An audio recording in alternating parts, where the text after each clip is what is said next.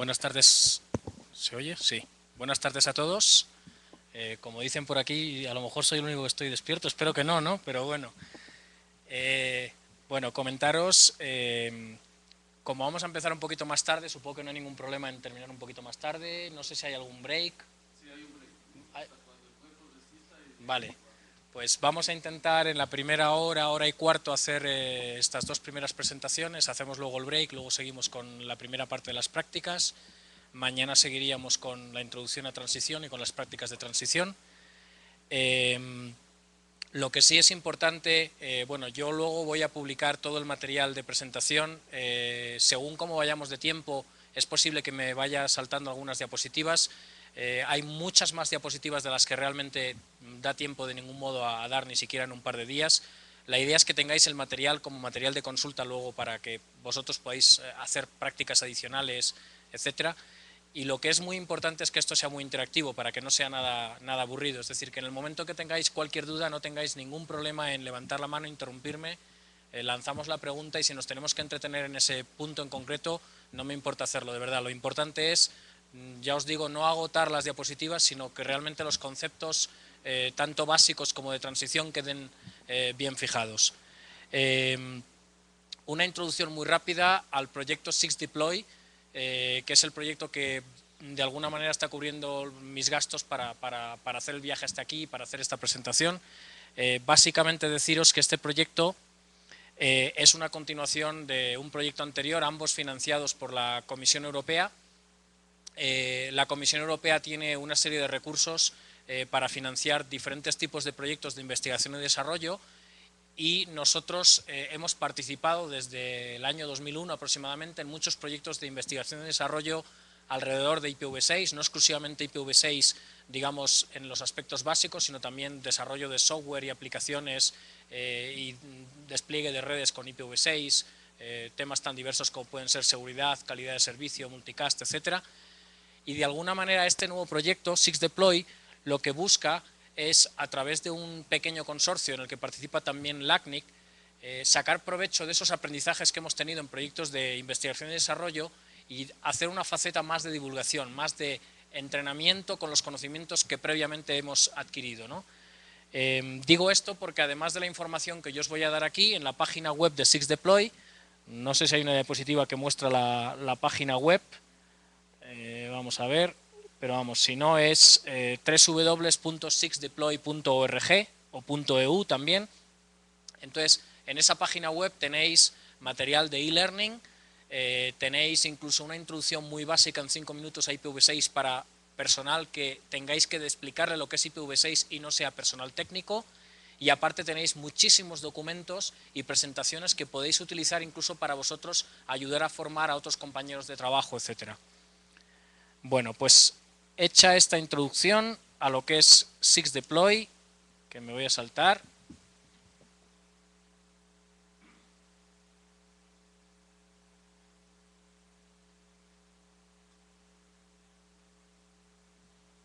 Vamos a empezar con lo que es la introducción en sí a IPv6. Una pregunta de los que estáis aquí, ¿cuántos de vosotros sois ISPs o trabajáis para ISPs? O sea, más o menos el 80% por lo que veo. ¿El resto entiendo que pueden ser universidades? Sí, efectivamente. Ok. Entiendo que todos los que estáis aquí tenéis unos conocimientos al menos básicos de IP versión 4, ¿no? Entiendo, lógicamente. Bueno, la pregunta típica y la más importante cuando empezamos a hablar de IPv6 es ¿por qué un nuevo protocolo de Internet? Bueno, pues en realidad hay una única respuesta, aunque es mucho más complejo que eso, pero podemos decir que se empezó a trabajar en el desarrollo del nuevo protocolo de Internet, que de hecho al principio ni siquiera se llamaba IPv6, habréis leído a lo mejor que se llamaba IPNG, IP Next Generation, siguiente generación de Internet Protocol. Entonces, como digo, el único motivo, el más importante, es que se vio la necesidad hace aproximadamente 15 años de tener más espacio de direcciones, un espacio de direcciones mayor. Todos sabéis que en IP versión 4 tenemos 32 bits para las direcciones y por tanto 2 elevado a la 32, que son 4.000 millones de direcciones. Con IPv6 hemos pasado, luego lo explicaremos con más detalle, a 2 elevado a la 128.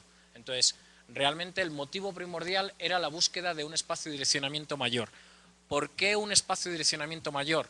Bueno, pues podemos responder a esta pregunta en tres vertientes, digamos. La primera de ellas es porque se preveyó que no íbamos a utilizar las direcciones IP solamente para ordenadores, sino que íbamos a utilizar otro tipo de dispositivos también conectados a Internet y, por tanto, que iban a requerir direcciones IP. Y ejemplos que podemos dar hoy en día pueden ser desde no solamente los ordenadores de sobremesa y portátiles, sino lo que han sido en una determinada época los PDAs, que hoy en día han sido sustituidos por lo que llamamos smartphones, pero podemos también hablar de prácticamente cualquier teléfono móvil. Un teléfono móvil de gama media, incluso algunos teléfonos móviles de gama baja, por supuesto todos los teléfonos móviles de gama alta tienen hoy en día una pila IP. Y es más, desde hace varios años la mayoría de esos teléfonos móviles, aunque a veces no sea tan evidente y no esté activado por defecto, pero tienen tanto soporte IPv4 como soporte IPv6. Si miráis los sistemas operativos más comunes en teléfonos móviles, pueden ser basados en Symbian, que es un desarrollo iniciado por Nokia. Symbian tiene soporte IPv6 desde hace aproximadamente 4 o 5 años. Tenemos teléfonos móviles basados en diferentes vertientes de Linux que tienen soporte IPv6. Tenemos teléfonos móviles basados en Windows Mobile o Windows CE, que tienen soporte IPv6, y hay algunos otros sistemas operativos que ya no son tan conocidos. Puede ser, por ejemplo, también Palm OS, que sí que es conocido, que también tiene soporte de IPv6. Ahora mismo, que yo sepa, los únicos teléfonos móviles que no tienen soporte IPv6 son, por un lado, los BlackBerry, que yo no he conseguido que me den una respuesta de cuándo van a incorporar soporte IPv6, y por otro lado los iPhone. Curiosamente es extraño porque los iPhone es un sistema operativo macOS que desde hace muchos años tiene soporte IPv6, pero en la versión de teléfono móvil Apple ha decidido no sacarlo como algo, digamos, en las versiones base, aunque ya hay aplicaciones que se pueden bajar de la tienda de Apple Store que permiten activar IPv6, y además es muy fácil recompilar. Sabéis que los iPhone probablemente ha sido el teléfono móvil más hackeado de toda la historia que conocemos, ¿no? Entonces realmente hay muchas formas de agregar soporte IPv6 en los iPhone. Si miramos plataformas de otros tipos de aparatos que no necesariamente son teléfonos móviles, podemos hablar desde, como decía antes, todo tipo de ordenadores. Desde aproximadamente el año 2000-2001, prácticamente todas las plataformas de Microsoft, todas las plataformas Linux, todas las plataformas BSD tienen soporte IPv6 de una u otra manera. Por ejemplo, al principio las primeras versiones de Microsoft en Windows 3.5, Windows NT, era un soporte que no era, digamos, oficial por parte de Microsoft, era de una división de Microsoft que se llama Microsoft Research, que se dedica precisamente a acciones de investigación, y solamente en XP se sacó ya el soporte IPv6, que era totalmente soportado por los servicios de soporte, valga la redundancia, de Microsoft, ¿no?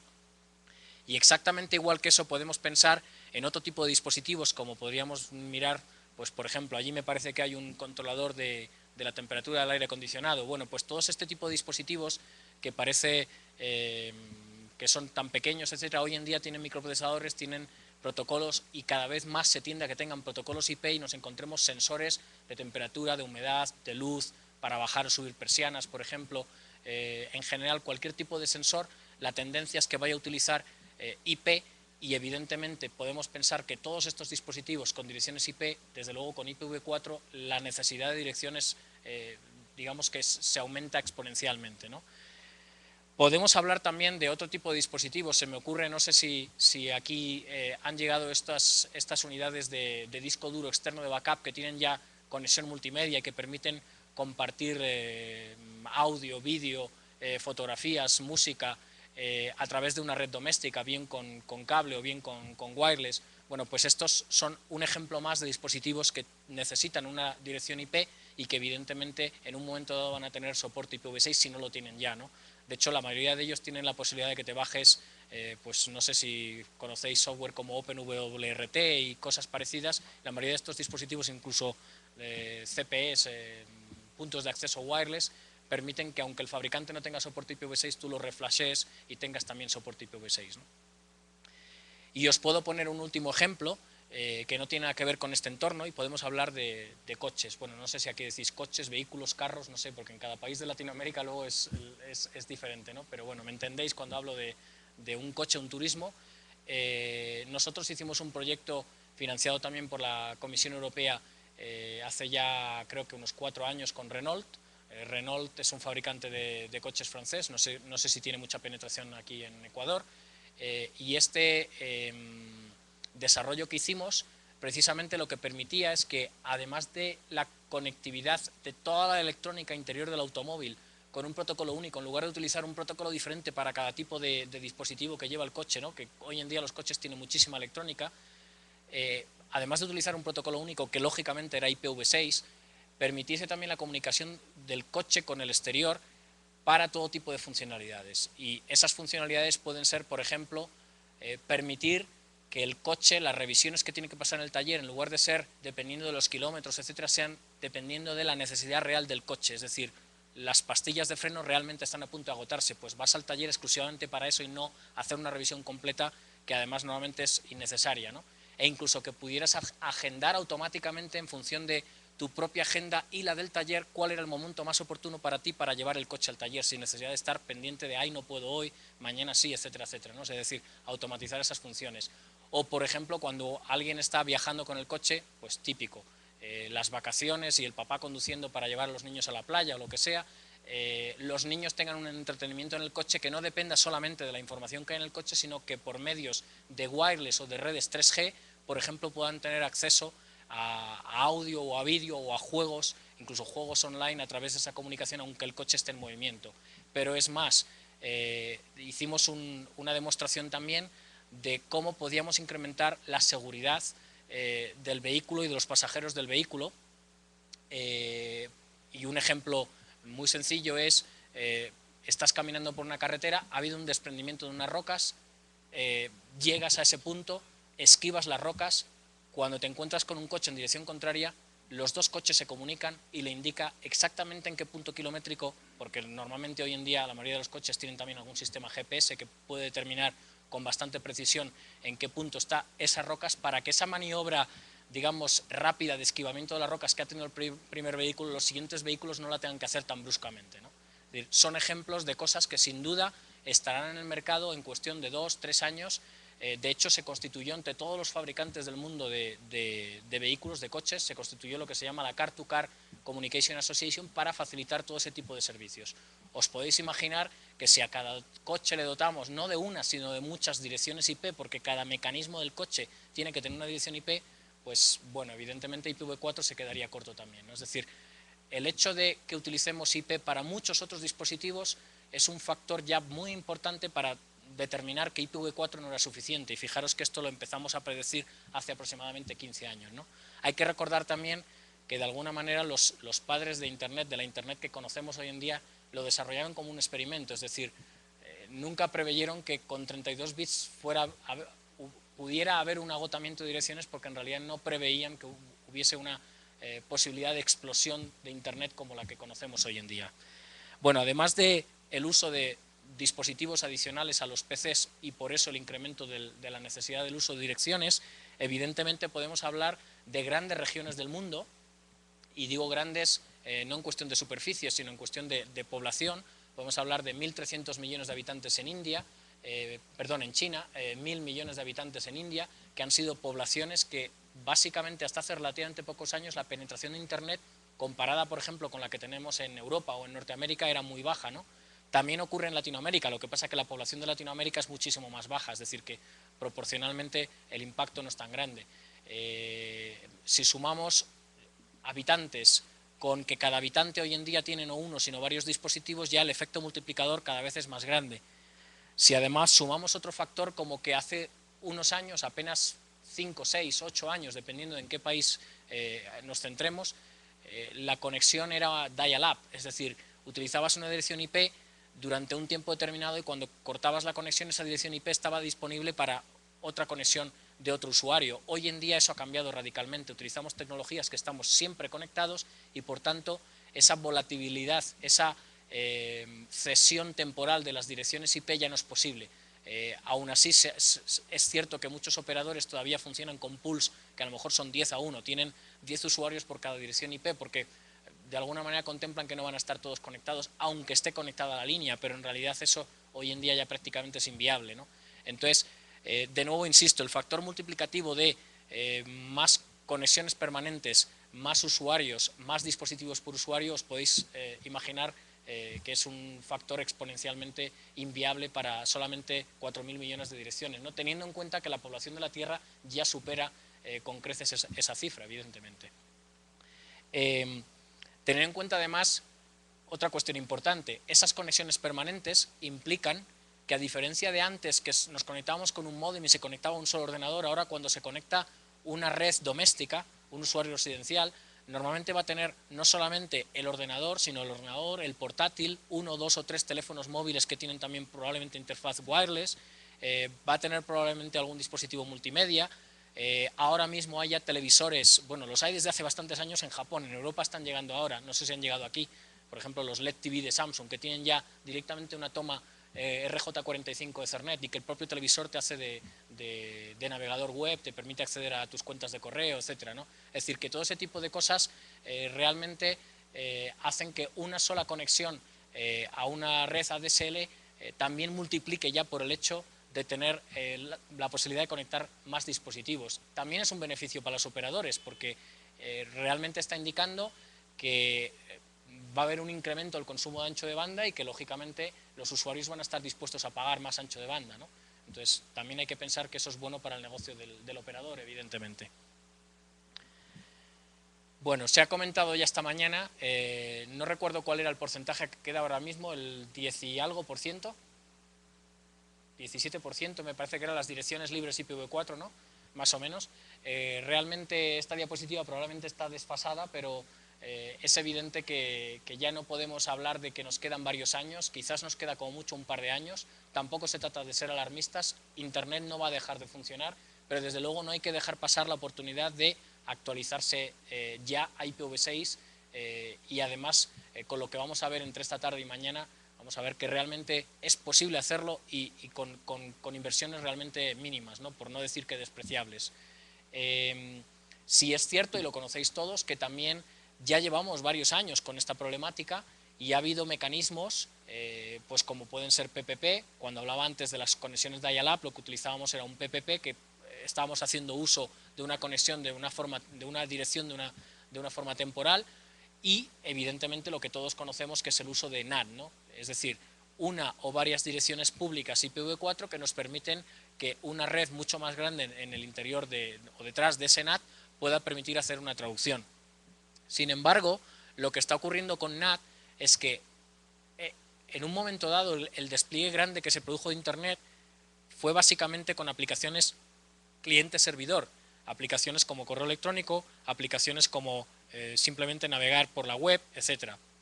Las nuevas aplicaciones que estamos tendiendo a utilizar, aplicaciones peer-to-peer, aplicaciones de voz y vídeo sobre IP, videoconferencia, etcétera, juegos online, ya no funcionan o no funcionan adecuadamente y son más costosas de desarrollar, de programar, cuando están detrás de NAT. Con lo cual realmente NAT, que ha sido un mecanismo que sí que ha permitido el crecimiento de Internet, ahora mismo está haciendo lo contrario, está frenando el desarrollo de aplicaciones mejores y más poderosas, digamos, que si tuviesen conectividad directa podían ser, de hecho, mucho más asequibles, mucho más baratas de desarrollar. Y os voy a poner un ejemplo que es muy sencillo y que todos conocéis, Skype. Estoy seguro que todo el mundo aquí conoce Skype o aplicaciones similares. Skype es un buen ejemplo porque probablemente es la mejor aplicación, no por el hecho de las ventajas que tenga de audio y videoconferencia, e incluso de chat, sino porque es probablemente la aplicación que ha sido capaz de desarrollar algoritmos que funcionan atravesando NAT en prácticamente cualquier escenario de NAT, como digo. Es decir, yo no he visto todavía el caso, salvo que se filtre a propósito, evidentemente, de una red en la que Skype no funcione. Mientras que hay muchas aplicaciones, incluso anteriores a Skype, de voz y de vídeo, que no funcionaban detrás de NAT.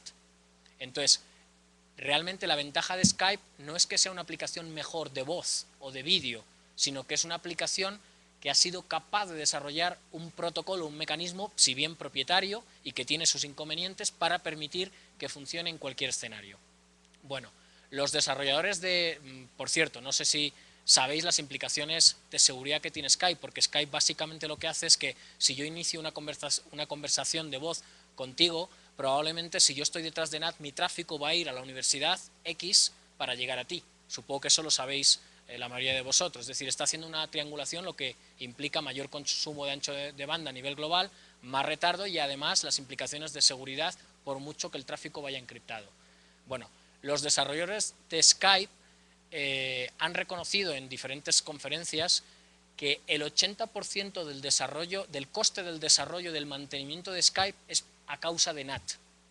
Es decir, cada vez que sale un nuevo NAT al mercado, un nuevo punto de acceso que tiene NAT, una nueva versión de software, ellos tienen que asegurarse de que Skype sigue funcionando con esa nueva versión o con ese nuevo dispositivo. Haceros a la idea de que para ellos, que son realmente una empresa que tiene muchos recursos financieros, bueno, pues les supone un 80% de sus recursos, pero aún así el beneficio probablemente les sigue mereciendo la pena. Sin embargo, pensar en cualquier desarrollador de software, una pequeña empresa, una mediana empresa, que quiera desarrollar una aplicación del tipo que sea, no necesariamente de voz o de vídeo, pero que necesite conectividades extremo a extremo y no tenga en su poder ese algoritmo que es propietario de Skype. Cuando prueba en el laboratorio esa aplicación funciona perfectamente, pero cuando intenta llegar al mercado a veces funcionará, a veces no. ¿Okay? Es un ejemplo del coste de desarrollar aplicaciones para que funcionen detrás de NAT. Es decir, la dificultad es muy grande y económicamente y en tiempo supone unos recursos tan importantes que muchas empresas ceden y dejan de desarrollar software o determinado software porque no pueden realmente afrontar esos gastos. Hay otro ejemplo también que no tiene nada que ver con el desarrollo de aplicaciones, pero para que os deis cuenta hasta qué punto NAT es un coste muy elevado. Hace aproximadamente 3 años y medio, quizás 4, en una conferencia de operadores de red de Norteamérica que se llama NANOC, creo que era concretamente en la reunión que se hizo en Los Ángeles, salió al micrófono debatiendo de si se iba a IPv6 o no. Salió al micrófono un representante de AOL, de América Online, que sabéis que era uno de los mayores proveedores de servicios de Internet hace unos años, ¿no? Ahora ya no tanto. Ellos previamente habían dicho que no veían ninguna necesidad de moverse hacia IPv6. Sin embargo, unos meses antes de esta conferencia que os digo, hicieron un estudio de cuánto les costaba una llamada de soporte técnico a la primera línea de soporte de un cliente porque, por ejemplo, una aplicación de online gaming no le funcionaba y tenían que decirle cómo configurar el NAT para que funcionase. Bueno, pues la primera llamada o la llamada a la primera línea de soporte le suponía el beneficio de ese cliente para todo el año. Si ese técnico de primer nivel no era capaz de dar solución al problema, tenían que escalarlo y el escalar a un técnico de mayores conocimientos le suponía el beneficio del cliente para toda la vida del cliente. Entonces esto que parece muy obvio y parece que no nos damos cuenta de cuánto nos cuesta NAT, hoy en día cada vez va a ser más evidente, cada vez va a haber más aplicaciones que nos supongan tener una línea caliente de soporte al cliente para resolverle problemas que en realidad no son problemas nuestros, son problemas de las aplicaciones, pero que si no lo resolvemos, otro operador vendrá y se lo resolverá. Es decir, alguien terminará pagando ese coste de NAT y perderemos al cliente.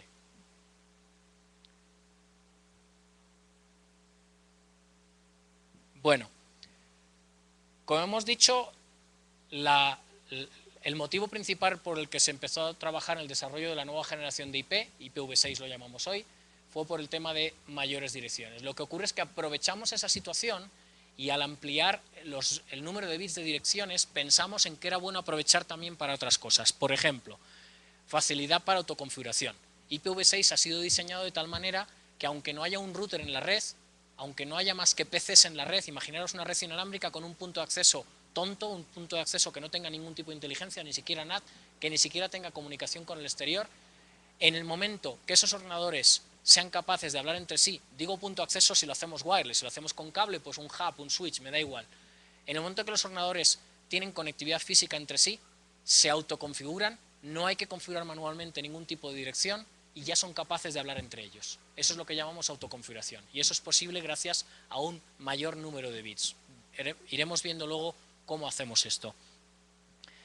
Evidentemente, un mayor número de direcciones implica también que tenemos unas facilidades para lo que es la gestión, la delegación de direcciones, también para incrementar la jerarquía del enrutamiento, ¿no? Y luego, por otro lado, evidentemente, el tener tantas direcciones como podamos necesitar, y de hecho muchas más de las que probablemente consumiremos en toda la vida de Internet tal como lo conocemos hoy en día, implica que ya no necesitamos traducir direcciones, luego ya no necesitamos NAT. Es decir, podemos establecer siempre una comunicación, además segura si es preciso, con el protocolo de seguridad IPsec extremo a extremo sin necesidad de ningún tipo de traducción, que ya de por sí es una ventaja adicional. Cosas adicionales que hemos mejorado también o que hemos aprovechado para mejorar con el desarrollo de IPv6. Bueno, pues lo veremos también en las siguientes diapositivas. Hemos eliminado parte de la complejidad del protocolo y sobre todo la complejidad que teníamos en la cabecera, lo que evidentemente facilita el procesado de la cabecera, ya luego entraremos en más detalle. Y luego ha habido ciertas funcionalidades que también hemos mejorado, por ejemplo multicast. Multicast hoy en día a nivel comercial, salvo en redes académicas, no es algo habitual. Es decir, normalmente es difícil que un proveedor, salvo que tenga clientes específicos que se lo demanden y que le merezca la pena tener ese servicio para ese tipo de clientes, podría ser por ejemplo banca, no tienen soporte multicast. Desde luego para los usuarios residenciales casi nunca hay soporte multicast. ¿Por qué? Porque realmente no es tan sencillo de desplegar con IPv4. Con IPv6 multicast es parte implícita del propio protocolo, de la propia pila IPv6. ¿Okay? Con lo cual, de alguna manera es una ventaja adicional. Movilidad. Vamos a ver también luego unas diapositivas de movilidad. Vamos a explicar en qué consiste la movilidad IP y vamos a ver qué ventajas tiene con un ejemplo gráfico muy sencillo entre movilidad IP con IPv4 y con IP versión 6. Calidad de servicio. A nivel de calidad de servicio, hoy en día no podemos decir que IPv6 sea mejor que IPv4 y de hecho hay gente que cuando habla de IPv6 pues de alguna manera dice IPv6 es más seguro y tiene mejor calidad de servicio que IPv4. Eso es falso. Es importante tampoco crear falsas expectativas de lo que realmente ofrece y lo que no IPv6, porque al final los engaños se vuelven contra nosotros mismos, ¿no? Cuando hablamos a nuestros clientes de las ventajas del protocolo. Sí es cierto, y lo vamos a ver luego cuando veamos el esquema de la cabecera de IPv6, que hay un campo nuevo que se llama etiqueta de flujo, flow label, que permite nuevos mecanismos de calidad de servicio, pero que están por desarrollar. Los mecanismos de calidad de servicio hoy en día no están ni en IPv4 ni en IPv6. Hay unas etiquetas, unos campos en las cabeceras que nos permiten que otros protocolos superiores utilicen calidad de servicio. Pero la calidad de servicio en sí no viene determinada por la cabecera, no viene por el protocolo básico. Y es algo que en realidad me he saltado a la diapositiva anterior, que pasa lo mismo con seguridad. El protocolo de seguridad se desarrolló al mismo tiempo para IPv4 que para IPv6, porque IPv6 ya se estaba desarrollando y se decidió desarrollar el mismo protocolo para ambas pilas, para ambas versiones de IP. El protocolo de seguridad es IPsec. ¿Okay? IPsec funciona exactamente igual en IPv4 que en IPv6. ¿Qué ventajas tiene el uso de IPsec en IPv6 respecto a IPv4? Primero, que IPv4 no obligan los estándares a que la pila soporte IPsec, aunque hoy en día casi todas las pilas IPv4 soportan IPsec. Sin embargo, en IPv6 sí que obliga el estándar a que toda pila IPv6, para que sea, digamos, cumpliendo estándares, adherida a estándares, soporte también IPsec. ¿Okay? Primera ventaja, siempre tenemos soporte de seguridad. Otra cosa es que lo utilicemos o no, pero siempre está ahí. Segunda ventaja, el hecho de no haber NAT implica que realmente IPsec va a funcionar siempre extremo a extremo. ¿Por qué es importante eso? Porque yo puedo tener seguridad, como hoy en día tenemos, desde mi portátil hasta la red de mi oficina, y normalmente esa conexión va a ser desde mi portátil hasta el gateway de seguridad, que quizás sea el router, quizás sea otra máquina, un router o un servidor de seguridad, un firewall, que está en la entrada, digamos, en el borde entre mi oficina e internet. Pero ¿qué ocurre si alguien se filtra en mi red de mi oficina? Por otros mecanismos, mis paquetes no están seguros. Es decir, lo ideal sería que la seguridad fuese, si yo voy a conectar desde mi ordenador hasta un ordenador que tengo en mi escritorio, que la comunicación extremo a extremo sea segura, para que aunque alguien rompa, por ejemplo, la seguridad en la wireless de la oficina, no pueda capturar ese tráfico. Si lo captura, va a tener un nivel de seguridad adicional, que es IPsec. ¿Okay? Esa es otra de las grandes ventajas de tener el soporte IPsec y de no necesitar la traducción de direcciones, que podemos utilizar IPsec extremo a extremo. Entonces es importante darse cuenta de que IPv6 no es más seguro por sí mismo que IPv4, a pesar de lo que mucha gente piensa o dice o explica cuando habla de IPv6. Pero sí que tenemos ciertas ventajas. Y os voy a poner un ejemplo más, que la verdad es que es bastante ventajoso, aunque de nuevo está basado en realidad en el mayor número de direcciones que tenemos. Hoy en día, si alguien quiere hacer un ataque por fuerza bruta, un DOS a nuestra red, típicamente a lo que antes llamábamos una clase C, un /24 en IPv4, en una DSL de 1 mega, por decir algo, lo típico es que tarde 5 minutos en hacer un port scanning, que se llama, ¿no?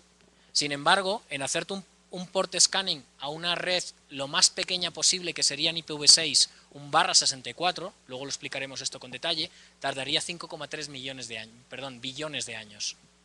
Entonces, implícitamente no es verdad, bueno, a ver, que siempre me pasa lo mismo, son billones americanos, o sea que son 5,3 mil millones de años, ¿vale? Que bueno, da igual, es una cifra lo suficientemente alta como para dar igual en realidad, es el orden de magnitud lo que importa aquí. Entonces, fijaros además que eso es en la red más pequeña IPv6 que podamos encontrar, pero la realidad es que un usuario normal, con las políticas actuales y con las recomendaciones del IETF actuales, recibiría no un /64, sino un /48, que es 2 elevado a la 16 veces un /64, es decir, que tenéis que elevar esa cifra de 5,3 mil millones de años a 2 elevado a la 16. ¿Ok? Entonces, no quiere decir que no llegue algún mecanismo para hacer un port scanning de una forma mejor, pero aún así, la verdad es que el nivel de protección más que de seguridad se ha incrementado por el hecho de tener más espacio y direcciones. ¿Ok? Insisto en que si tenéis alguna pregunta me vayáis interrumpiendo, que no esperemos todo al final, ¿sí?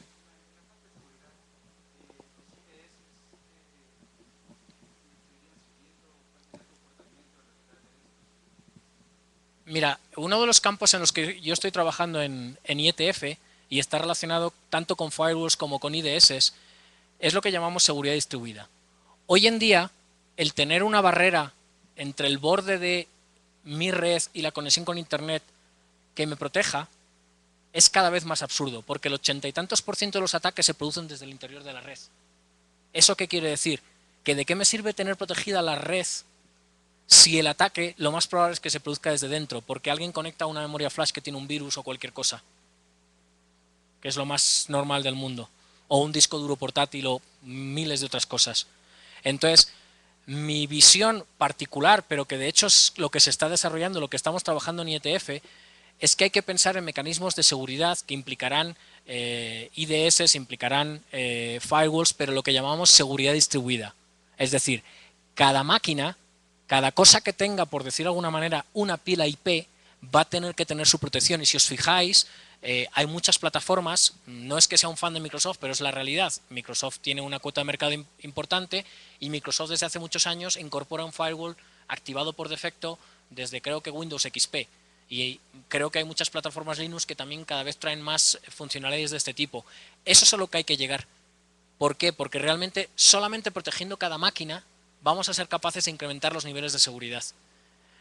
¿Que a eso ayuda IPv6? Evidentemente, si cada máquina puede tener una dirección que le permita, sin necesidad de traducción, una conectividad extremo a extremo con IPsec, pues evidentemente incrementamos la seguridad. Es decir, evidentemente todos los dispositivos de seguridad tienen que dar un salto cualitativo al utilizar IPv6, pero no es por el hecho de utilizar IPv6, es por el hecho de que vamos a unos tipos de ataques que son totalmente diferentes a los que teníamos hace unos años, ¿no? Entonces, realmente es una mejora importante, pero también hay que tener precauciones nuevas, evidentemente. Bueno, si hacemos un resumen de lo que hemos visto hasta aquí de las principales ventajas de IPv6, hemos visto las capacidades expandidas de direccionamiento, es decir, hemos pasado de 32 bits a 128 bits. Tenemos una nueva funcionalidad que es lo que llamamos autoconfiguración, que se le llama también serverless, porque no necesita, como he explicado antes, un servidor de HCP ni nada de eso. Es decir, la máquina por sí sola, al conectarse a la red, ya es capaz de conectar o de hablar, digamos, con las otras máquinas de la red, y si hay un router, el router le va a dar información para permitir salir esa máquina a internet. Evidentemente, cuando hablamos de autoconfiguración también podemos hablar de autorreconfiguración, aunque sea un poco redundante. Es decir, si esa máquina es un portátil con una interfaz wireless y se va a mover de una red a otra, en el momento que se conecta a la nueva red se va a reconfigurar también de forma automática, no hay que andar haciendo cambios de ningún modo. Hemos comentado ya que incorporamos la encriptación y la autenticación en la propia capa IP, es decir, que IPsec está incorporado como norma dentro de IPv6, o por lo menos las pilas IPv6 deberían, si cumplen la normativa, deberían de tener soporte IPsec. El formato de la cabecera lo hemos simplificado y tenemos un nuevo campo, que es lo que he comentado antes, que permitirá nuevos sistemas de calidad de servicio, que sería la etiqueta el flow label, la etiqueta de flujo. Y esto es muy importante y es algo de lo que todavía no estamos haciendo uso, pero que yo pienso que en el futuro puede dar muchas facilidades, que es el soporte mejorado de opciones o extensiones, y que yo llamo extensibilidad. ¿Qué quiere decir eso? Imaginaros, y que yo creo que realmente es difícil que ocurra, pero imaginaros que de nuevo, y esta vez no como experimento, porque IPv6 ya no es un experimento como en su momento lo fue IPv4, pero nos equivocamos y 128 bits dentro de X años se nos quedan cortos. Bueno, pues el diseño de las extensiones de IPv6 nos permitiría, y esto no es nada científico, en el sentido de que no hay todavía un borrador de RFC que explique cómo hacerlo, pero no sería demasiado descabellado ponerse manos a la obra y sacarlo adelante, que hiciésemos una nueva extensión de la cabecera que permitiera ampliar el espacio de direcciones. Es decir, aunque IPv6 de alguna manera podríamos decir que está autocontenido, que tiene todo lo que hemos visto hasta ahora que necesitábamos, y todos los parches que hemos ido haciendo con IPv4 los hemos metido, digamos, de alguna manera ya en la propia cabecera IPv6, pero si aún así nos hemos quedado corto, esa extensibilidad tiene tal flexibilidad que nos permite que el protocolo pueda crecer, y además pueda crecer sin necesidad de actualizar toda la red. Fijaros que de hecho la problemática que tenemos al pasar de IPv4 a IPv6 es que precisamente hay que actualizar toda la red. Y de hecho, por eso las opciones en IPv4 hoy en día no se utilizan, porque cada vez que se hiciera una opción nueva, habría que actualizar todos los routers de toda la red. Entonces, ¿qué hacemos? Apagamos internet hoy a las 12 de la noche hora de Quito, que son, no sé si son las 4 de la mañana hora de Madrid o la hora que sea, tal hora de Londres, tal hora de Nueva York. Eso es inviable. Es decir, no podemos pensar en una red en la que cada vez que actualizamos algo haya que actualizar todos los routers.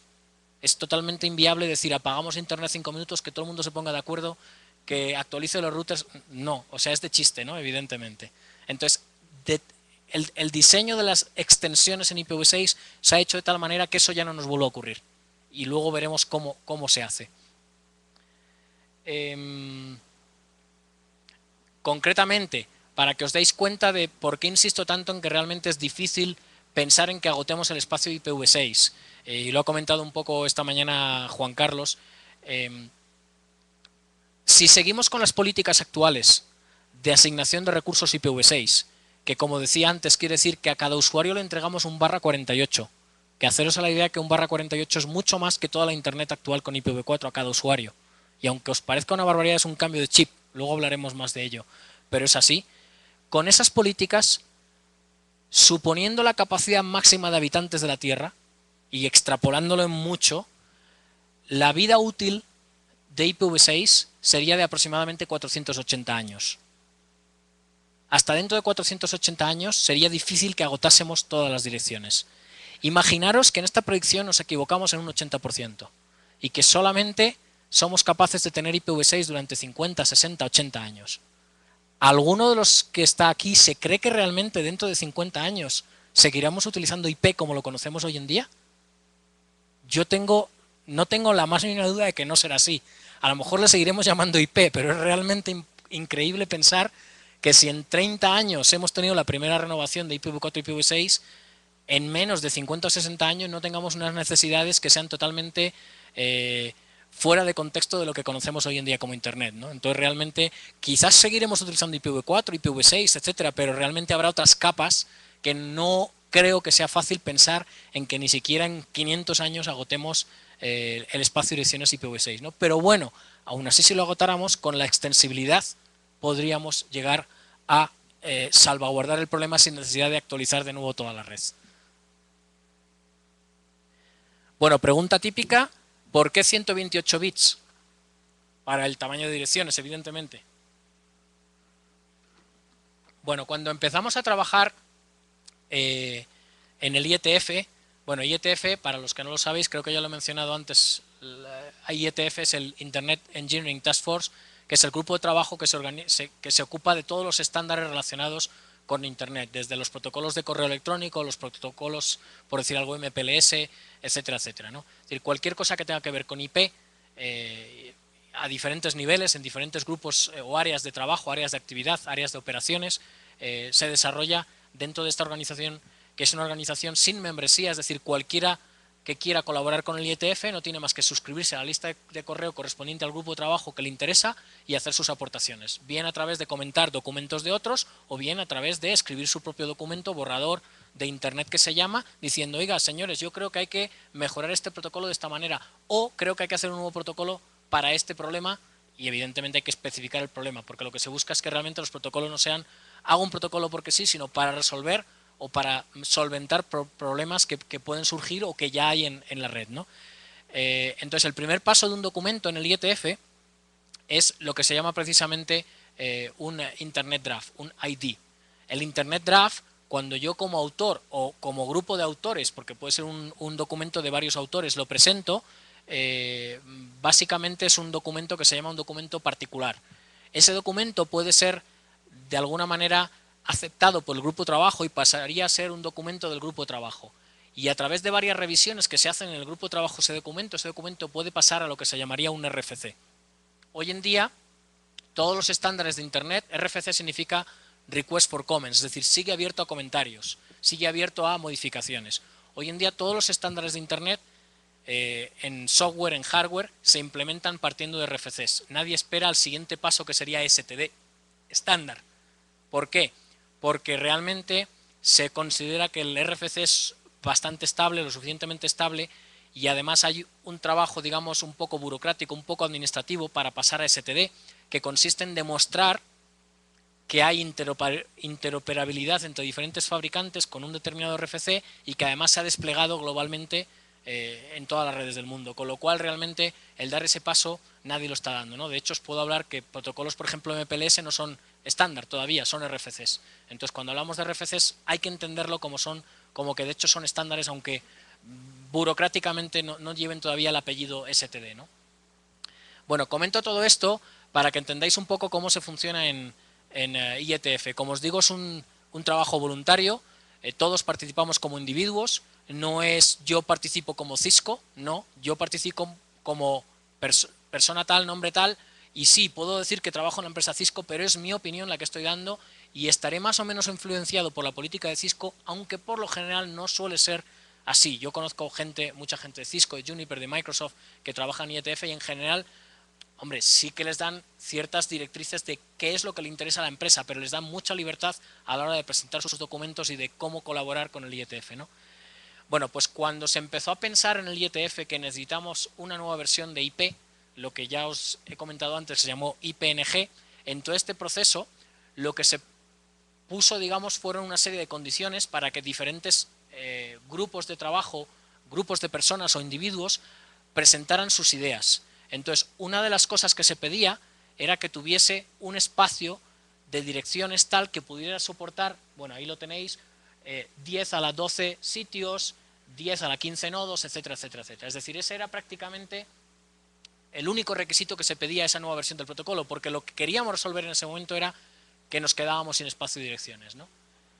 Bueno, entonces hubo propuestas que empezaron diciendo, bueno, con 64 bits es suficiente, podemos hacer una nueva versión del protocolo IP que empiece con 64 bits, pero que tenga direcciones de longitud variable y puedan crecer hasta 160 bits. Implicación de ello, cabeceras de longitud variable, que son las que tenemos hoy en día en IPv4.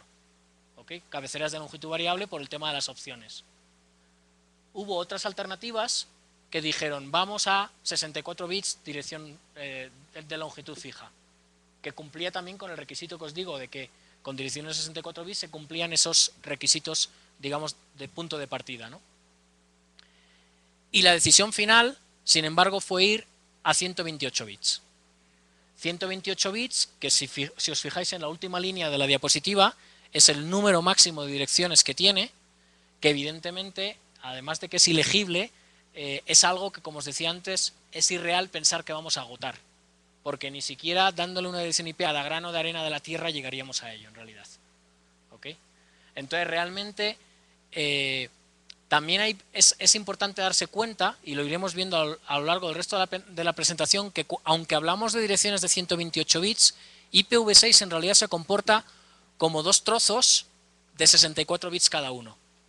Por eso os he dicho antes que la dirección mínima es un /64, porque la subred más pequeña que podemos crear si queremos cumplir los estándares tiene que tener 64 bits.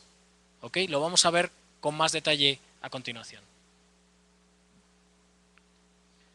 Bueno, otra pregunta típica es ¿por qué versión 6 y no versión 5 si la versión actual es la 4? Bueno, pues porque al mismo tiempo que se estaba trabajando en IPNG, se estaba trabajando también en el primer protocolo de streaming, que se le llamó ST y que se le dio el número 5. Entonces, para evitar confusiones, aunque ese protocolo se implementó, pero se implementó muy en plan de pruebas, no llegó a tener éxito y luego ha habido otros protocolos de streaming diferentes, pero para evitar confusiones, pues no se ha utilizado el número 5, ¿no?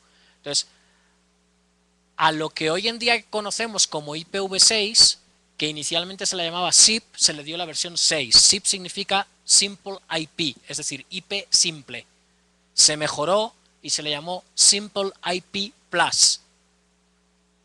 Y eso fue lo que luego renombramos a IPv6. Otra de las propuestas que había, que era muy parecida, ahora una mezcla de IPX de Nobel con IP, se le llamó TPIX o IPv7 y se le dio el número 7. Y a otra se le dio el número 8. PIP, curiosamente, es Paul IP. El autor pues quiso que su nombre apareciese en el nombre del protocolo, entonces le llamó PIP, Paul IP.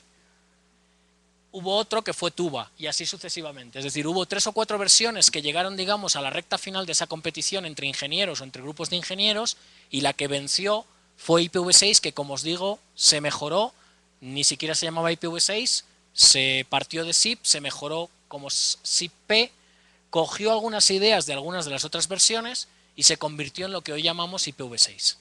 ¿Ok?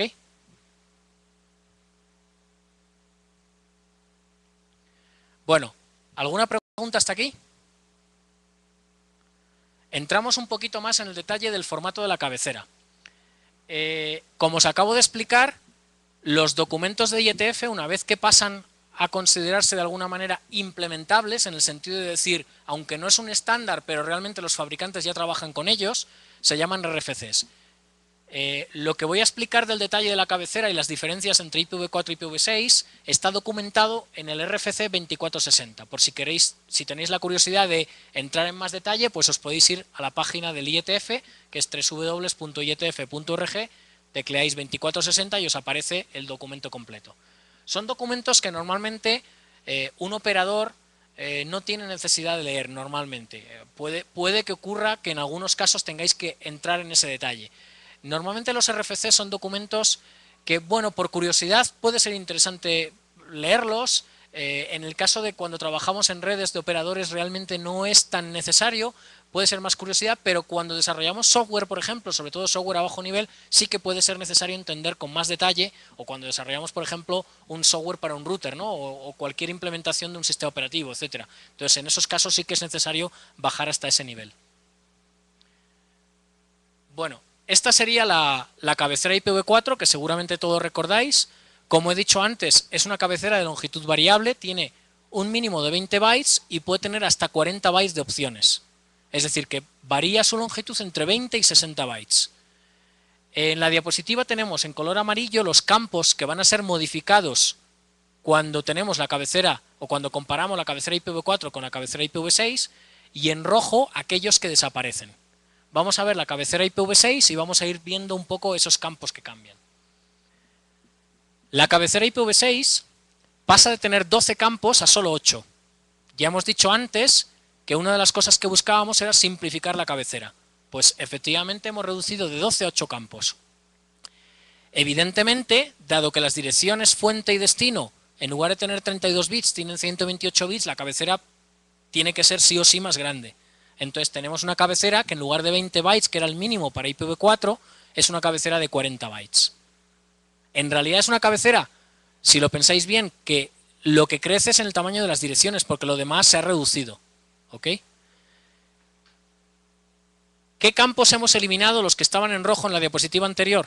Pues hemos eliminado el checksum. En la cabecera IPv6 ya no hacemos checksum. ¿Por qué? Pues porque normalmente cuando utilizamos IP va encapsulado en otras capas, por ejemplo PPP, Frame Relay, ATM, MPLS, que ya tienen sus propios checksums. Entonces, ¿para qué vamos a hacer sobre el mismo conjunto de datos o conjunto de bits? ¿Para qué vamos a hacer varios checksums redundantes? Cuando además las tecnologías de comunicaciones se supone que son mejores, que el número de errores es menor, etcétera, etcétera, ¿no? Entonces, es una de las cosas que hemos eliminado. También había 3 campos en la cabecera IPv4 que se ocupaban de la fragmentación. La fragmentación en IPv4 se podía hacer incluso en el camino. En IPv6 la fragmentación se hace extremo a extremo. Por lo tanto, no nos hace falta tener 3 campos dedicados a la fragmentación en la cabecera IPv6. ¿Ok? Cuando nos encontramos un enlace que por cualquier circunstancia no puede transmitir un paquete de determinado tamaño, lo que ocurre es que el primer paquete que va por ese enlace nos rebota, nos llega un mensaje de error, un ICMP, que nos dice paquete demasiado grande. Y es el propio origen el que se encarga de fragmentar el paquete y reenviarlo. Inconveniente, el primer paquete lo devuelven, pero la ventaja es que en la mayoría de las veces esa fragmentación no ocurre, con lo cual no es un grave problema que se tenga que producir un reenvío del primer paquete. Otra cosa muy importante, en la diapositiva, por cuestión del ancho de pantalla no se ve muy bien, si os fijáis, tenemos en color verde 2 líneas de 32 bits. ¿Ok? Es decir, tenemos 64 bits con los diferentes campos. Y luego tenemos 2 direcciones de 128 bits. Y antes he comentado que las direcciones de 128 bits en realidad se comportan como 2 bloques de 64 bits. Luego, ¿qué tenemos? 5 bloques, uno en color verde, 2 en la dirección fuente y 2 en la dirección destino, 5 bloques de 64 bits cada uno. ¿Qué implica eso? Esto se hizo a propósito, alinear a 64 bits todos los campos de la cabecera, de tal modo que los procesadores que estaban en el, digamos, en el horno de diseño, cuando estábamos desarrollando IPv6, ya sabíamos que tenían como mínimo registros de 64 bits. Luego podemos, con una sola operación, capturar un paquete IP, una cabecera IPv6, en los registros de la CPU de una sola tacada, cosa que no es posible con IPv4 porque los bits están totalmente descolocados y no están alineados. Y además el campo de las opciones nos impide que sepamos con anticipación cuánto es la longitud de la cabecera. Aquí sabemos que son 40 bytes y que están alineados a 64 bits. Tanto para el desarrollo de software como para el desarrollo de hardware que se encargue de procesar las cabeceras IP, eso implica una, digamos, facilidad del diseño de ese hardware y además probablemente una mejora en las prestaciones de ese hardware. ¿Ok? Sí.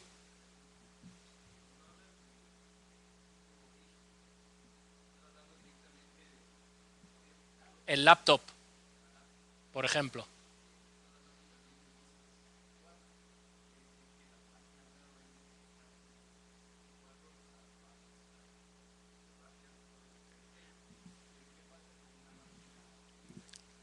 No, a ver, en este caso yo no hablaba de buses, hablaba de los registros de las CPUs. Si te fijas hoy en día, las CPUs de 32 bits, los registros son de 64 bits. Es decir, no hablamos de los buses, ni de cuestión de memoria ni nada, porque una vez que el paquete, mejor dicho, sí, el paquete IPv6 está en la máquina, cómo se guarda en memoria, eso depende de muchas variables, hasta del sistema operativo, de cómo esté desarrollado. Pero sin embargo, la captura a los registros de la CPU, que es un paso indispensable en cualquier caso, sí que se hace 64 bits. Tú normalmente, con bastante probabilidad, no necesites almacenar, por ejemplo, si hablamos del bus de memoria, no necesitas almacenar en la memoria los 64 bits contiguos. Probablemente, de hecho, por una cuestión de cómo haces las búsquedas en las tablas de rutas, etcétera, la dirección fuente y destino la vas a romper en dos. O probablemente incluso la rompas en pedacitos más pequeños. Entonces, en realidad eso no afecta. Es decir, evidentemente, cuanto más amplios sean los buses en cualquier máquina, más potente es para todo. Pero no se nota tanto en el caso de IPv6 como sí que se nota en el caso de los registros de la propia CPU. Por otro lado, además, ten en cuenta que la mayoría de estas operaciones hoy en día ni siquiera pasan a la CPU principal. La mayoría de las tarjetas de red, digamos una Ethernet, una tarjeta wireless, tiene su propia CPU. E incluso operaciones como la desfragmentación o la fragmentación, si se da el caso que haya que hacerlo, ni siquiera llega a la CPU principal.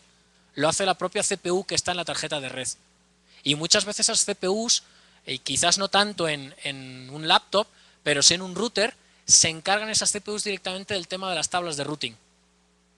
Es decir, que realmente es mucho más complejo de lo que parece, pero el hecho de que esté alineado tiene muchas ventajas, sobre todo a nivel de registros y a nivel de cómo haces el hardware y el software que se ocupa de procesar esa información. Más que de cara a los buses. Evidentemente, por definición, buses más grandes, más velocidad. Es obvio, pero bueno, es también relativo. Sí.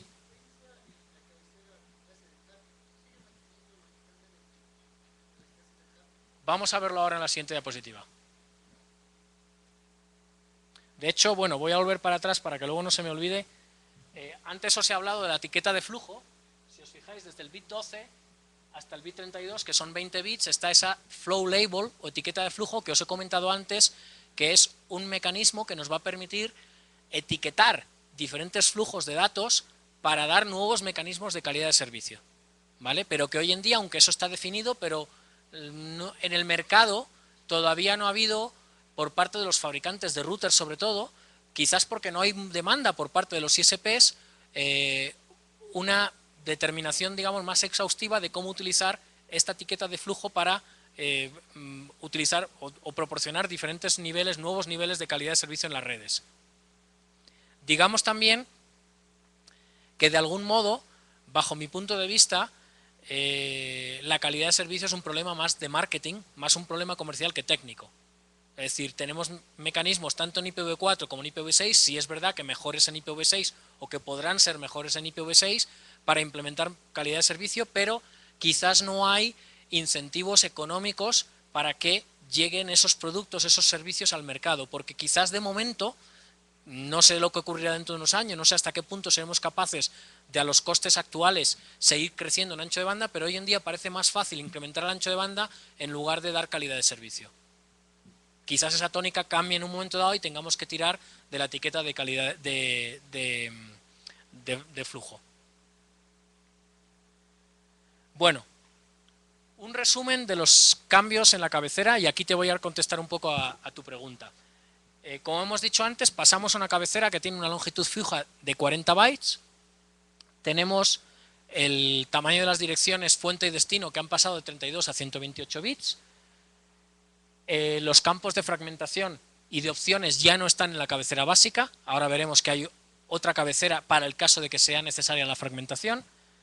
Hemos retirado el checksum también de la cabecera. La longitud de la cabecera en IPv4, como era de longitud variable, teníamos que contar lo que medía la propia cabecera. Pero en IPv6 sabemos que son 40 fijos, luego no hay por qué contar otra vez 40. ¿Ok? O sea que es más fácil, digamos, hacer esa cuenta. La nueva etiqueta de flujo que acabo de enseñaros. Type of Service, que era tu pregunta concretamente.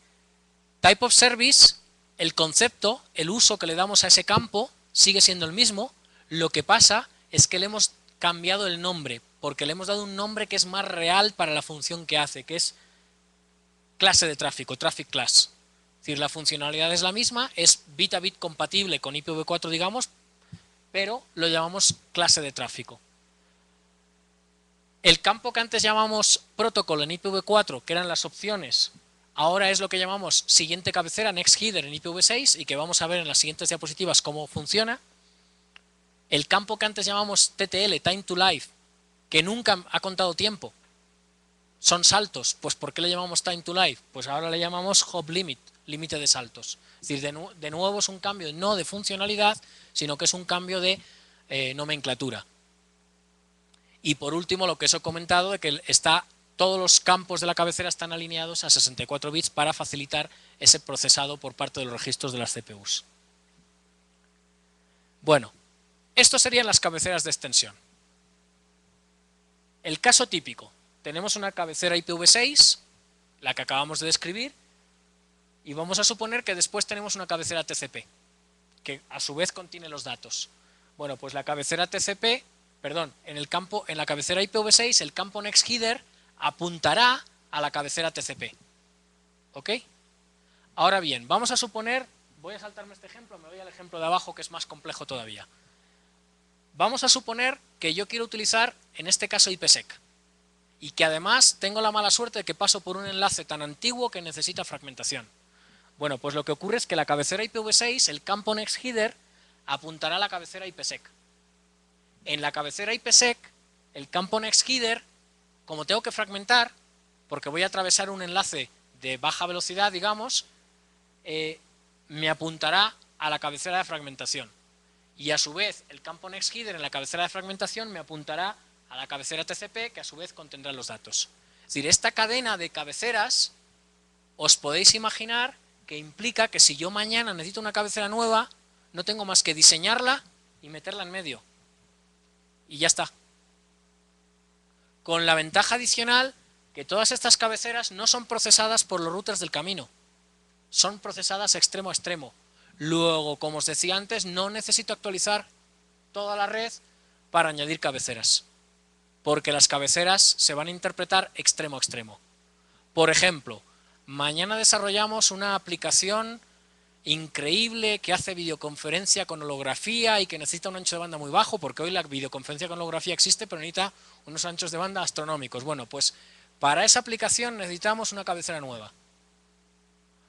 Pues lo que va a ocurrir es que cuando yo cargue esa aplicación va a traer una actualización de mi pila, igual, o un Windows Update, o un Mac Update, o como le queramos llamar, va a actualizar mi pila, va a tener el soporte de esa cabecera, y si yo voy a utilizar esa aplicación contigo, tú vas a hacer lo mismo, vas a instalar esa aplicación, vas a actualizar tu cabecera, perdón, tu pila, y entre nuestros dos ordenadores, extremo a extremo, vamos a saber interpretar esa cabecera. El resto de la red, el resto de los usuarios finales, el resto de los routers, el resto de los ISPs, el resto del mundo no necesita saber para nada acerca de esa cabecera. Para nada tengo que apagar toda la internet, actualizar todos los equipos, cargar una nueva versión de IP, que funcione bien, que no haya bugs, etcétera, etcétera, para que funcione todo. ¿Ok? Eso es lo que llamamos extensibilidad. El hecho de poder diseñar cabeceras cuando sean necesarias en el futuro, que probablemente no serán tan necesarias, pero que si en un momento dado ocurren, no tendremos las implicaciones actuales de que como las cabeceras o las opciones en IPv4 se procesan en cada salto del camino, hay que actualizarlo todo. Porque además no sirve decir, ah, no, pero que actualice la red solo mi ISP. No, porque el tráfico de mi ISP, para llegar a otro ISP, hoy puede ir por aquí, pero mañana por aquí o pasado por aquí. Entonces, lógicamente no podemos limitarnos a actualizar determinadas redes porque no sabemos por BGP por dónde va a ir el tráfico, porque va a depender de que se caigan o no, o que estén congestionados o no unos determinados enlaces. ¿Comprendido? Bueno, sí es cierto que hay algunas cabeceras que de hecho se llaman hop by hop, salto a salto, que necesitan la actualización de todas las máquinas, pero evidentemente en IETF ya nos hemos curado en salud. Y la idea es que esas cabeceras, salvo que ocurra una catástrofe y que descubramos un bug tremendo en el desarrollo o en el diseño de IPv6, no sea necesario hacerlas. ¿Ok? Es decir, esas cabeceras, las que hay hoy en día salto a salto, ya están desarrolladas. Y ya están desarrolladas desde que se desarrolló IPv6 y no va a haber, en teoría no debería haber nuevas cabeceras. Y os pongo un ejemplo más de por qué no va a haber esas cabeceras. En IETF, evidentemente, aunque trabajen como individuos y no como representantes de Cisco, de Juniper, sí que es verdad que hay muchísimos más participantes de Cisco, de Juniper y de Microsoft que del resto de todos los demás juntos. Entonces, si alguien pretende estandarizar una cabecera salto a salto, eso le obligaría a Cisco a hacer nuevo hardware IPv6, es decir, a sustituir el hardware de los routers, porque en la mayoría de los routers de gama media alta esto no se procesa por software, sino que se procesa por hardware. ¿Qué implicaría eso? Un desastre para un fabricante de routers, porque puede tardar 2 o 3 años en desarrollar ese hardware y luego poner al mercado y luego que los clientes crean de nuevo en el fabricante y se lo compren, etcétera, etcétera, aunque le va a reportar un beneficio, pero muchas veces el beneficio no es vender una actualización del hardware, sino que los clientes tengan confianza en que les has vendido un producto que realmente no va a necesitar actualizaciones durante los años que les has prometido, ¿no? Entonces, evidentemente, por esa regla de 3, es bien fácil que, aunque tengan una opinión bastante individual, digamos, los participantes de Cisco en el IETF, si un día realmente alguien propone una cabecera salto a salto y hay otra forma de hacerlo que no sea utilizando esa cabecera salto a salto, probablemente los votos de Cisco, porque se vota por consenso en IETF, sumen más, o los votos de empleados de Cisco, que el resto de todos nosotros juntos. Entonces es difícil que ocurra que realmente haya que hacer una cabecera salto a salto por esto que os acabo de decir, ¿no? Además que yo creo realmente que va a ser innecesario que se haga, pero bueno, por si pudiera ocurrir, realmente lo veo complejo que eso pudiera prosperar en IETF. También hay otra opción. Cuando digo que los routers procesan por hardware la mayoría de las cosas que hacen hoy en día, esto es lo que se llama el fastpath. Pero hay muchos routers que hoy en día tienen, digamos, 2 caminos para los paquetes y las funciones que tienen que atravesar esos routers. El fastpath, que es que se hace todo por hardware, y el slowpath, que es que algunas cosas pasan por un camino un poquito más lento y se hacen por medio del software. Entonces, si esa cabecera hop by hop fuese realmente necesaria, pero se fuese a utilizar muy poco, no importaría que no se cambiase el hardware, sino que se procesara por software, porque realmente la incidencia en el, digamos, en las prestaciones de ese router no sería tan importante, ¿ok? Y estas serían las cabeceras que hasta este momento se han desarrollado, y que digo de nuevo que aunque es una opción muy buena la de las cabeceras de extensión, pero aunque no sean cabeceras salto a salto, es realmente difícil pensar que pueda hacer falta hacer una nueva cabecera. Bueno, quizás si somos capaces de llegar a 500 años con IPv6 será necesario, pero vamos, realmente es difícil pensar que eso pueda llegar a ocurrir. Pero como veis, lo importante es darse cuenta de que no hemos, o hemos intentado por lo menos, no meter la pata en cosas que nos han ocurrido con IPv4, ¿no? Es decir, hemos intentado evitar que eso ocurra de nuevo. Bueno, una comparación de los planos de control de IPv4 y IPv6. A la derecha, según miráis a la pantalla, tenemos un diagrama de bloques con 5 bloques básicamente, que sería lo que sería IPv4. Supongamos IPv4 en interfaz Ethernet o wireless, que son equivalentes. Tendríamos el bloque Ethernet propiamente dicho, soporte de broadcast y soporte de multicast, ARP, la propia pila IPv4, ICMP, y para el soporte de multicast IGMP. ¿Ok? A la izquierda tenemos, en un diagrama de bloques equivalente, pero que solo tiene 3 bloques, lo equivalente para IPv6. Tendríamos Ethernet, que es exactamente igual, soporte solo de multicast, no hay broadcast en IPv6, se puede hacer una función equivalente a broadcast diciendo un multicast a todos, pero en general es una función que no hace falta y por tanto nos podemos ahorrar y por tanto evitamos el inundar innecesariamente una red. IPv6 y luego lo que llamamos ICMP versión 6. ICMP versión 6 es un solo bloque, aunque lo he dibujado como 2 bloques para daros un poco más de detalle, y esos 2 subbloques, digamos, de ICMP versión 6 son lo que llamamos Neighbor Discovery, descubrimiento del vecindario, que de algún modo hace la funcionalidad equivalente a ARP, y Multi-Listener Discoverer, que es el descubrimiento de multicast, o la funcionalidad de multicast en sí. Fijaros que Neighbor Discovery funciona con multicast. Por eso en realidad es un solo bloque, que se llama ICMP versión 6. Es decir, aunque podríamos decir que lógicamente son 2 bloques, pero en realidad es todo un conjunto. Es decir, por medio de multicast hacemos la funcionalidad equivalente a ARP, algunas otras, bueno, algunas muchas más funcionalidades, y además tenemos soporte, digamos, íntegro de multicast. ¿Ok? ¿Comprendido?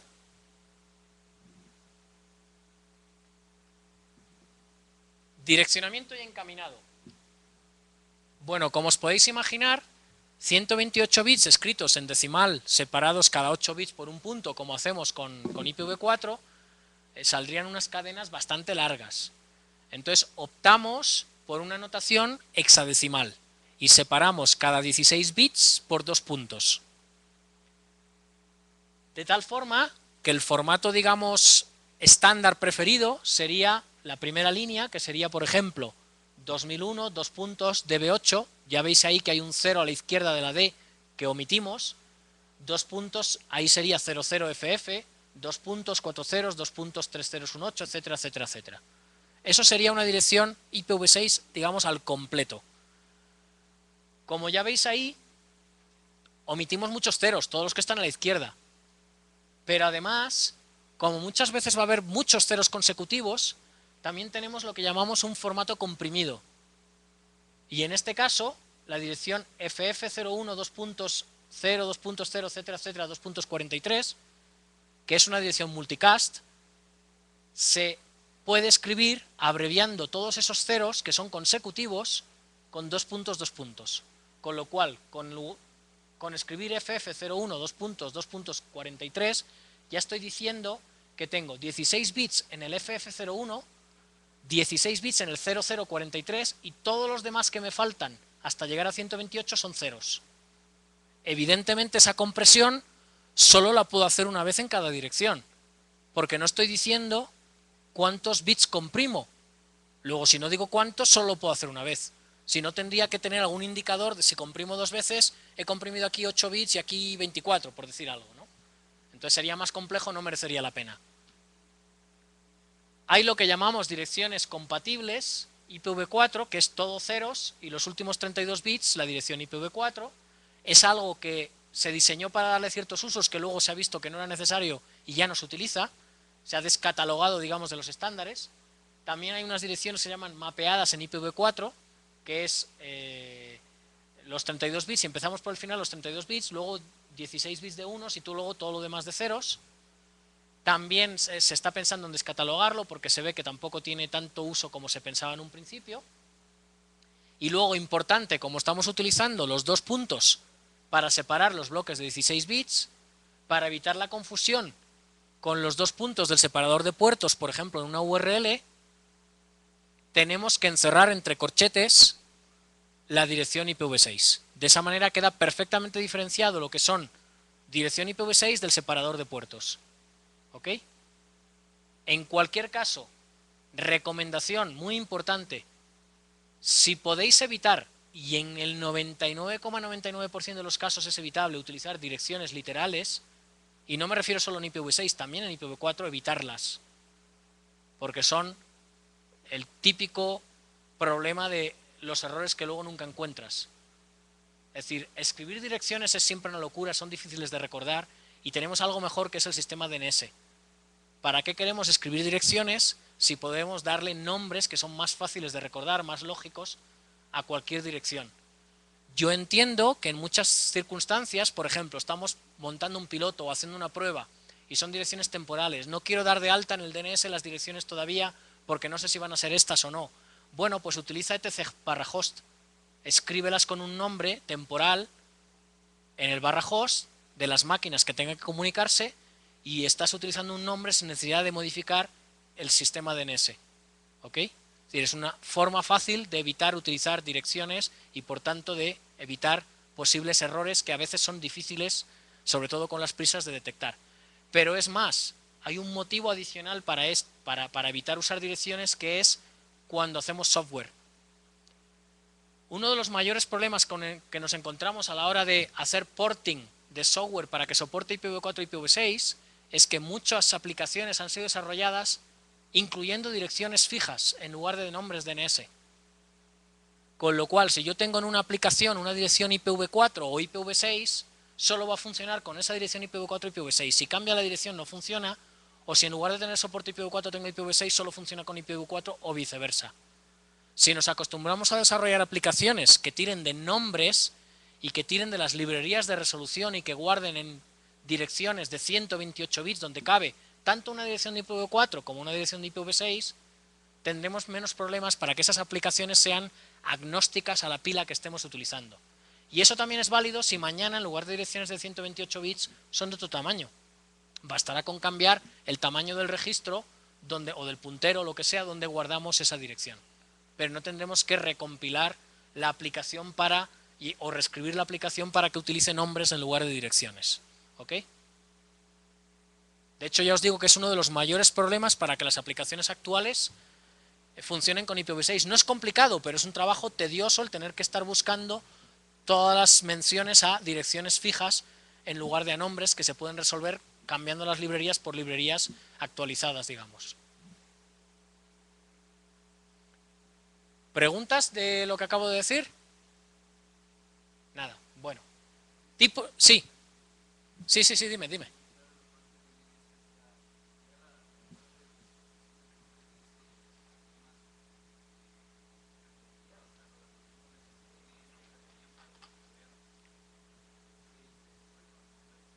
Los diferentes tipos de servidores que tenemos hoy en día de DNS ya tienen soporte dual stack, ya tienen soporte IPv4 y IPv6, con lo cual de cara al usuario que utiliza un nombre es transparente. Lo que ocurre es que luego las aplicaciones tienen librerías actualizadas que automáticamente se encargan de devolverte una dirección IPv6 o IPv4 según convenga. Y eso es una función del propio sistema operativo en realidad. Y los sistemas operativos están actualizados para hacer eso de forma automática y transparente.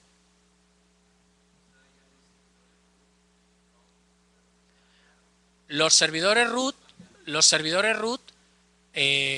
no todos tienen todavía soporte IPv6, creo que ahora mismo están como la mitad más o menos, quizás alguno más de la mitad, es decir, quizás hay 7 u 8 de los 13 que tienen ya soporte IPv6, pero eso no tiene una implicación importante, y te voy a poner un ejemplo, aunque es entrar un poco en el detalle de lo que es DNS, pero bueno.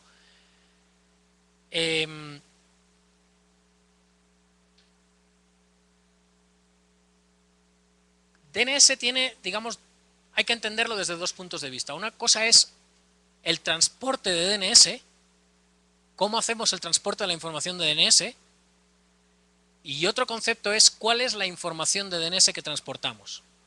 Es decir, lo que transportamos puede ser una dirección IPv4 o una dirección IPv6. Pero cómo transportamos esa información puede ser IPv4 o IPv6. Y son dos cosas independientes.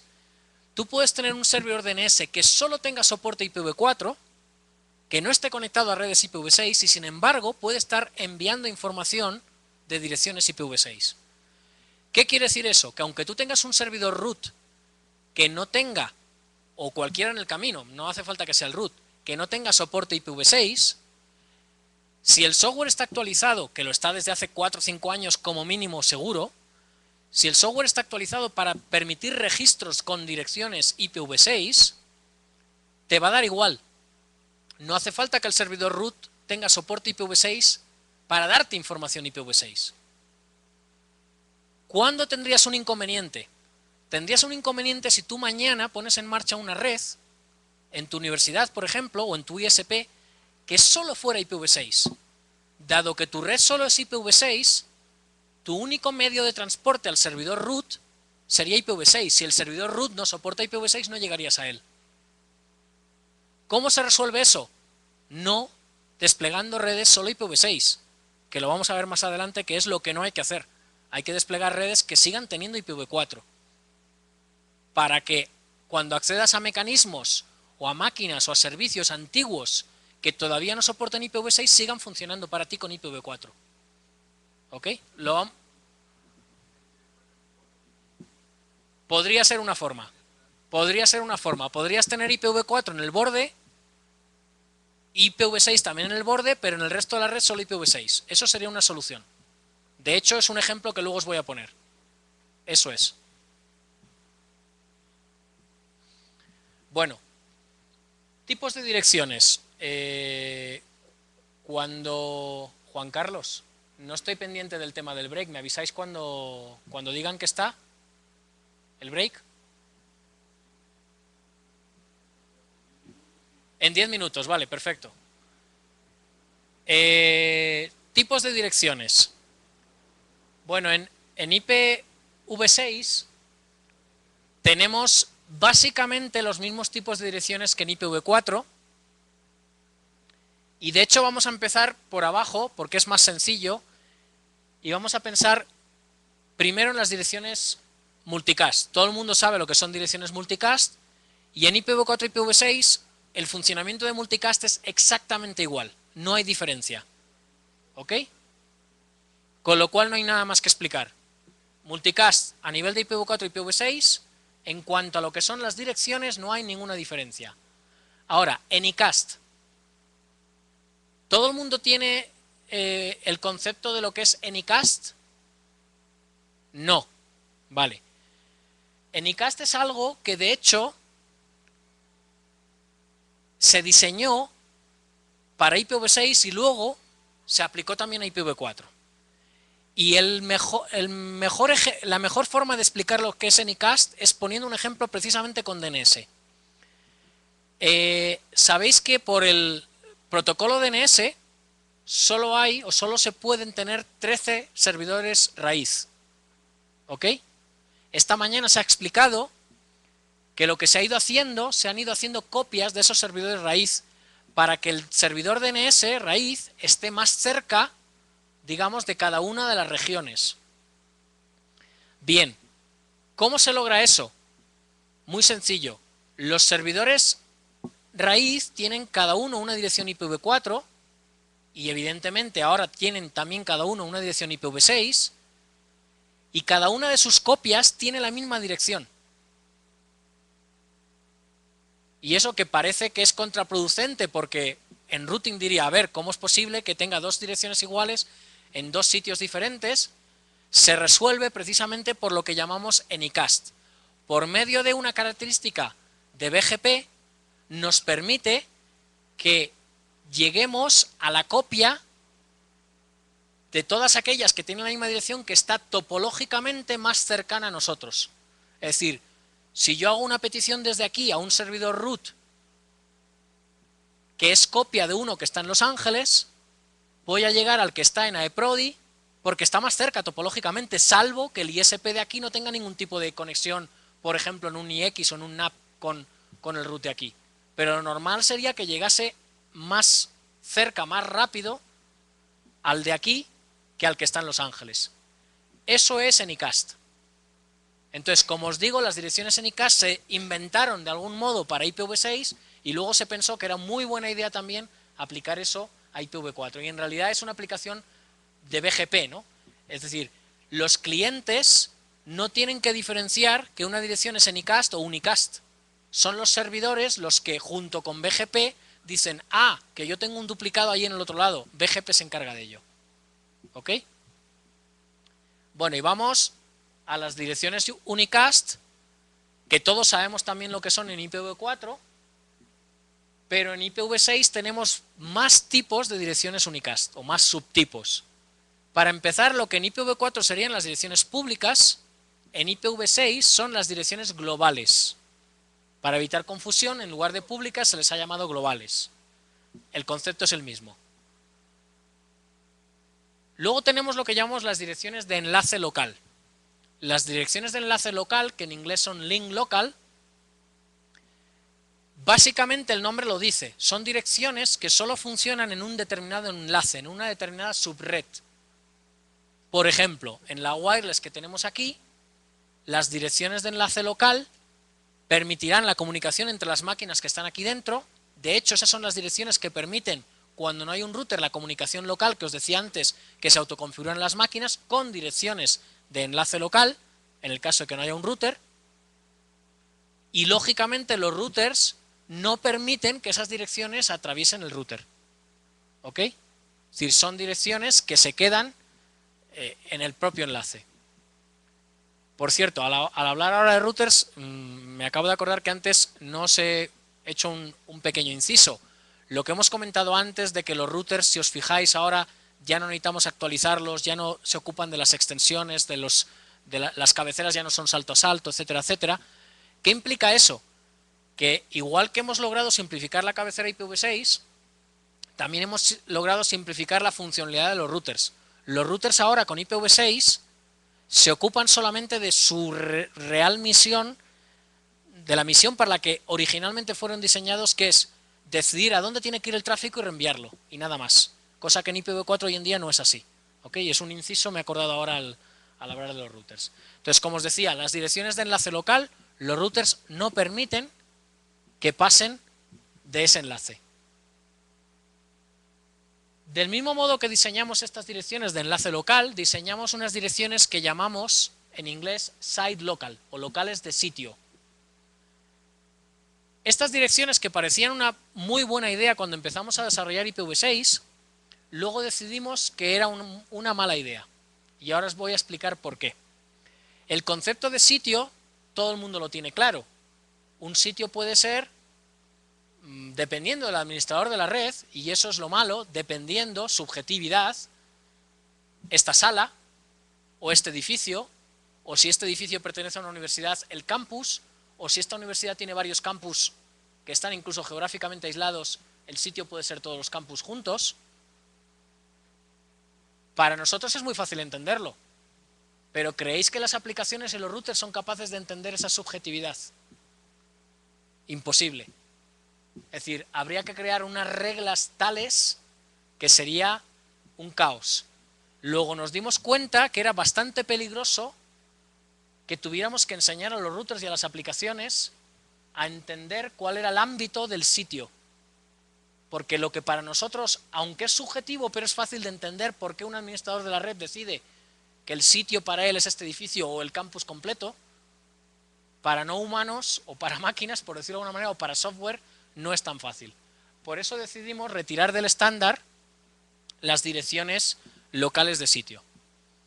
Las menciono porque en algunas pilas todavía las vais a ver. Es decir, es posible que en la pila todavía lo contemple, pero lo lógico es no usarlas. ¿Ok? ¿Qué hicimos en su lugar? Hicimos un nuevo tipo de direcciones que llamamos locales únicas. Unique Local Address. Las direcciones locales únicas, en cierto modo, podríamos asimilarlas a las direcciones privadas en IPv4. Es decir, son direcciones cuyo ámbito lo define también el administrador de la red, son direcciones que están pensadas para que no se dupliquen. Es la gran ventaja respecto de, por ejemplo, la clase 10. La clase 10 es típico que tú tengas una red 10, otra red 10 en otra empresa, esas dos empresas se fusionan y toca renumerar. Con las ULAs no haría falta renumerar, porque está hecho de tal manera que estadísticamente es casi improbable que haya una colisión. Sin embargo, las ULAs no hay que traducirlas, como hacemos con las privadas. ¿Por qué? Porque también tenemos globales. Es decir, una interfaz, la interfaz Ethernet o la interfaz wireless de mi portátil, va a tener, si el administrador de la red lo decide, además de las direcciones globales, que podrá tener una o varias, la dirección de enlace local, que tendrá una por cada interfaz, va a tener, si el administrador de la red lo decide, una dirección ULA o varias incluso. Pero cuando yo estoy accediendo a Internet, no voy a utilizar la ULA, luego no la tengo que traducir, voy a utilizar la global. Ejemplo concreto. Un banco decide que para incrementar el nivel de seguridad, las aplicaciones específicas de ese banco que no tienen que negociar con otras entidades, solamente trabajen con ULAs. De forma que ni por error, ni por configuración defectuosa de de routers ni de firewalls, pueden atravesar porque las aplicaciones no lo van a dejar. Con lo cual, esas aplicaciones internas van a permitir incrementar el nivel de seguridad, valga la redundancia, de esas aplicaciones, pero al mismo tiempo los operarios del banco van a poder seguir consultando las páginas web que les haga falta, porque para salir a Internet sin necesidad de traducción van a utilizar direcciones globales. ¿Comprendida la diferencia? Es muy importante que, aunque parezca que son direcciones privadas, entendamos que no hay NAT, que no hace falta traducirlas, porque para salir al exterior utilizamos direcciones globales. Y que tenemos tantas direcciones globales como queramos, no hay límite prácticamente. Hay un límite que es 2 elevado a 128, pero es bastante irreal pensar que lo vamos a agotar, por lo menos a corto plazo, y corto plazo me refiero a menos de 100 años por poner una cifra. ¿Ok? Importante insistir en esto. El NAT como lo conocemos hoy en IPv4, que permite una traducción de una dirección privada, de una dirección pública a varias privadas, es totalmente innecesario y absurdo. No tiene ninguna funcionalidad lógica aplicarlo a IPv6. Eso no quiere decir que haya algún fabricante que lo implemente, será absurdo, pero es decisión del fabricante. Sería contra los estándares, pero bueno. ¿Ok? Bueno, pues respondemos una pregunta y hacemos el break.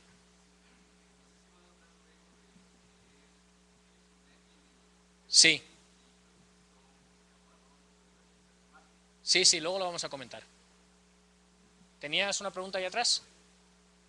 Ah, vale, ok. Pues 10-15 minutitos para el break. Si tenéis alguna pregunta, cuando nos incorporamos empezamos con preguntas, ¿vale?